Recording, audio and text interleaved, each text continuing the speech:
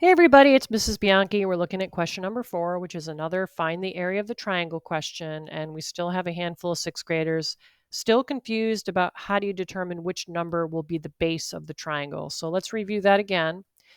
You look at all the dimensions and you ask yourself which dimension has the line on the grid lines.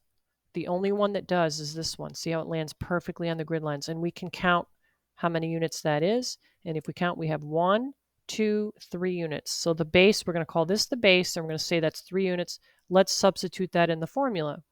Make sure you've already written the formula down on your piece of paper, and this is number 4. So on your piece of paper, it should look something like this. 4, the formula, and then the next step is the substitution of the numbers.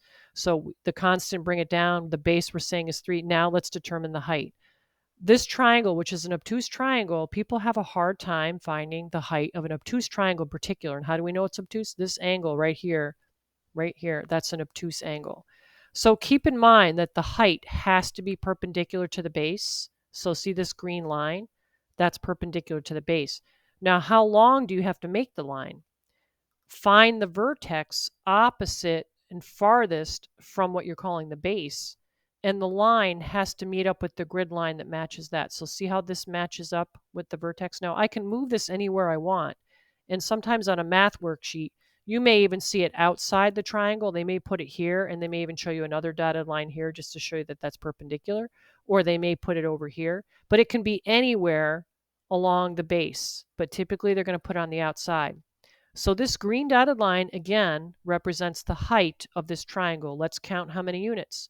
1, 2, 3, 4, 5. Let's put that over here, 5. Now, whenever you have both the base and the height being odd numbers, neither one of these is even. If this had been a 6 instead of a 5, then my advice would be take half of 6 and then multiply it by the remaining number.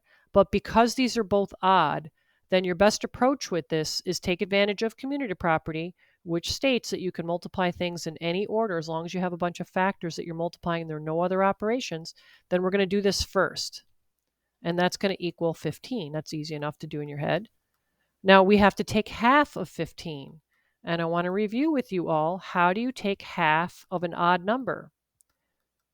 So if we were going to put a 1 underneath this, right, and we were going to multiply this, wouldn't we be doing 1 times 15, which would be 15? And 2 times 1 would be 2. So what are we really looking at here? It's really 15 divided by 2. And if we're going to do the standard algorithm for 15 divided by 2, we would set it up like this. 15, always the numerator, always on the inside of the box, divided by, that's how you read the fraction bar, by the way. This is read as divided by, and then 2 is the denominator. So we can go ahead and say to ourselves that goes in 7 times. Subtract, we get the 1 left over. Now at this point, you can either make it a mixed number or a decimal. So you really should look at the answer choices when you're determining that. And if you look, you can see we have a suggestion here of something that's a 7 and 5/10. So let's see if that's the answer. How do we verify that? We're going to put a decimal here. That's not changing the value, which means we got to put it here. And we're going to put a 0 here and just clarify that we don't have any tenths. So we're going to kind of keep going. If we bring this 0 down, now we're looking at 2 into 10. How many times does 2 go into 10? And that would be 5 times. So 7 and 5/10 will be our answer for that. And of course, you already know that it's going to be square units. So you're going to pick that third choice.